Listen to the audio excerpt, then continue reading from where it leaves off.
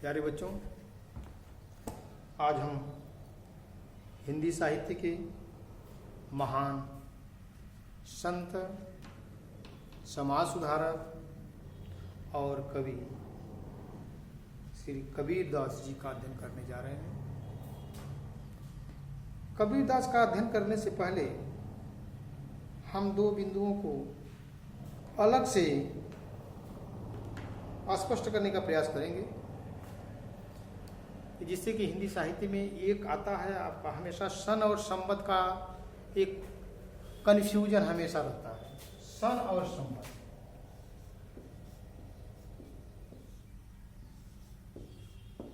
अक्सर हिंदी साहित्य में संवत आपको दिए जाते हैं, कुछ जगह सन दिए जाते हैं।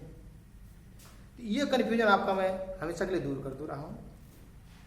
सन में 57 जोड़ देने से संवत हो जाता है। यदि आपको संवत ज्ञात करना है, सन को संवत में बदलना है, तो सन प्लस 57 बराबर संवत हो जाएगा। और यदि संवत दिया गया है, आप उसको सन में चेंज करना चाहते हैं, तो आप संवत -57 कर देंगे, तो आपको सन मिल जाएगा।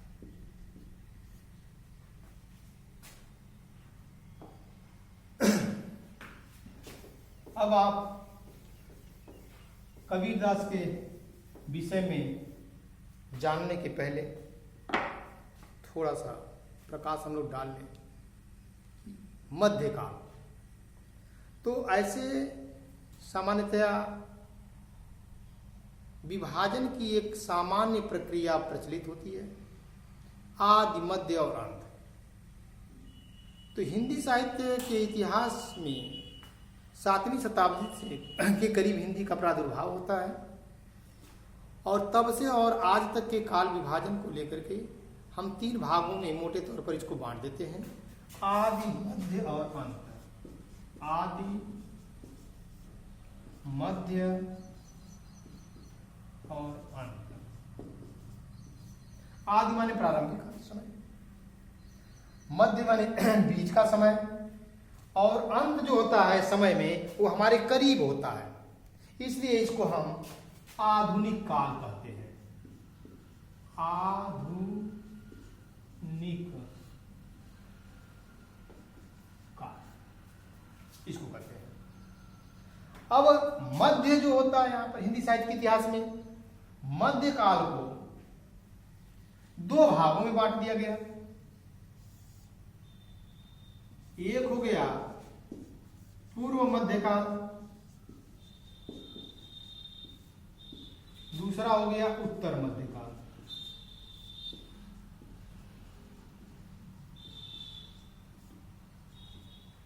अब पूर्व मध्यकाल को भक्ति काल कहा गया,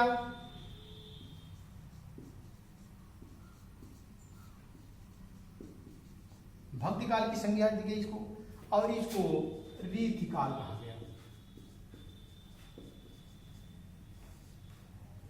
ये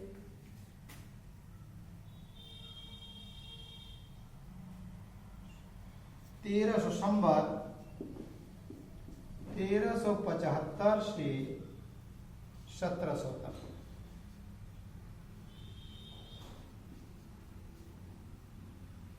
और ये रहा 1700 से 1900 संवत।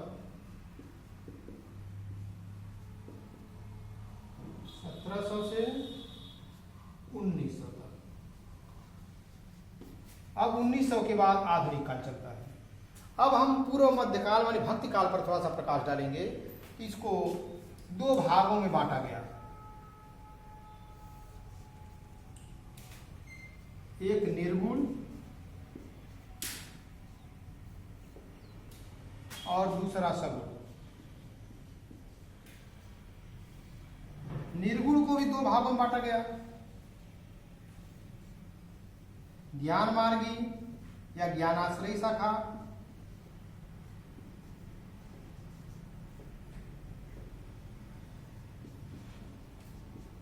अब इसको बांटा गया, कहा गया इसका नाम प्रेमाश्रयी।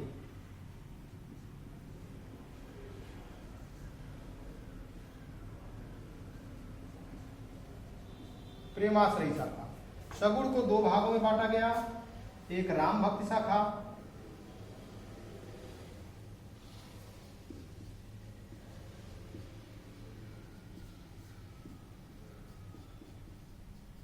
और दूसरा हो गया कृष्ण भक्ति शाखा।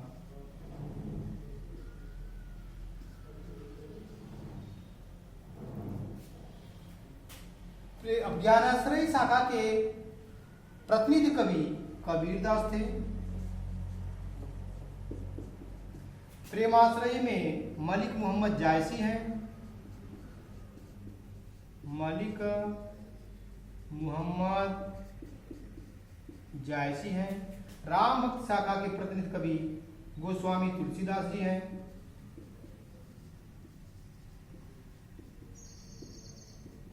और यहाँ पर कृष्ण भक्त शाखा के सूरदास हैं। अब इस तरह से हम देख रहे हैं कि कबीरदास जी को समझने के लिए हमको यहां से हम यहां तक यात्रा की है। ज्ञानाश्रयी शाखा में ज्ञान को प्रमुखता दी गई है। यहां पर ईश्वर की प्राप्ति ज्ञान के द्वारा कर रहे हैं। यहां पर ईश्वर को, परब्रह्म को पुरुष रूप में मानते हैं और आत्मा को स्त्री रूप में मान करके, और स्त्री एक पुरुष से मिलने के लिए व्याकुल रहती है। यहाँ पर आत्मा परमात्मा से मिलने के लिए, परमात्मा में विलीन होने के लिए हमेशा बेचैन रहती है। और ज्ञान के द्वारा ही हम ईश्वर की प्राप्ति कर सकते हैं, इसलिए इसका नाम ज्ञानाश्रयी शाखा हुआ। प्रेमाश्रयी में जायसी जी ने सूफी पद्धति में दिखाया है कि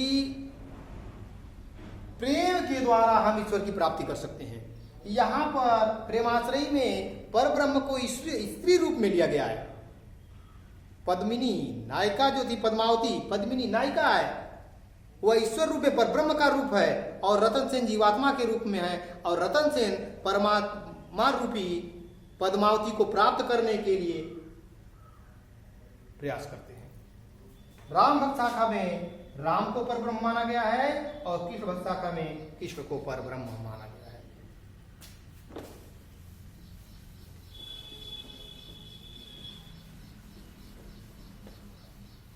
अब हम आ गए कबीरदास पर। तो कबीरदास का जन्म संवत 1455, संवत 1455।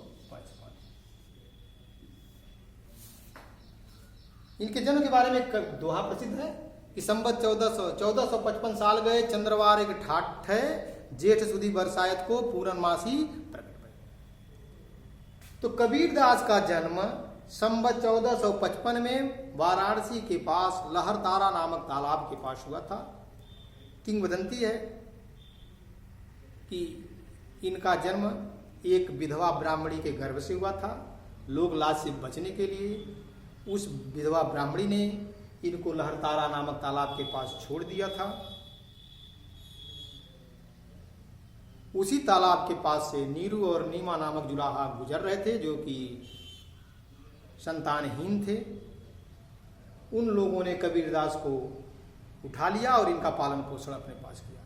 इस तरह से कबीर का जन्म हिंदू ब्राह्मण विधवा के गर्भ से हुआ और पालन पोषण नीरू और नीमा नामक जुलाहे ने किया। तो दो संस्कृतियों का प्रभाव, दो धर्मों का प्रभाव इनके पूरे जीवन में हर जगह लक्षित होता है। कबीरदास जी पढ़े लिखे नहीं थे, जैसा कि उन्होंने स्वयं स्वीकारा है कि मसी कागज छूजो नहीं, कलम गही नहीं हाथ। कबीरदास जी का विवाह भी हुआ था, जैसा कि उन्होंने स्वयं स्वीकारा है कि नारी तो हम भी करी, जाना ना ही विचार, अजब जाना तब परिहरी नारी महाविकार। संतान के बारे में भी कबीरदास में कहा गया है कि कबीरदास ने स्वयं स्वीकारा है कि बूढ़ा वंश कबीर का उपजा पूत कमाल, हरि का सुमिरन छाड़ के घर ले आया माल। माने वह सांसारिकता में लिप्त हो गया था, जो कि कबीरदास को बहुत ज्यादा इससे दुखी थे। इस तरह से कबीरदास के पास परिवार भी था, लेकिन कबीरदास जी हमेशा ईश्वर भक्ति, निर्गुण रूपी ईश्वर भक्ति में लीन रहते थे। ये अपनी मंडली के साथ जगह जगह घूम घूम करके उपदेश देते थे और धर्मदास इनके शिष्य थे।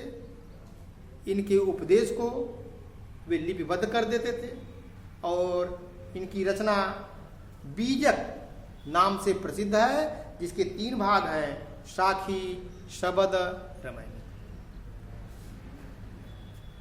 इन्होंने निर्गुण ब्रह्म की उपासना किया है और इनका कहना है कि ज्ञान के द्वारा ही हम ईश्वर की प्राप्ति कर सकते हैं।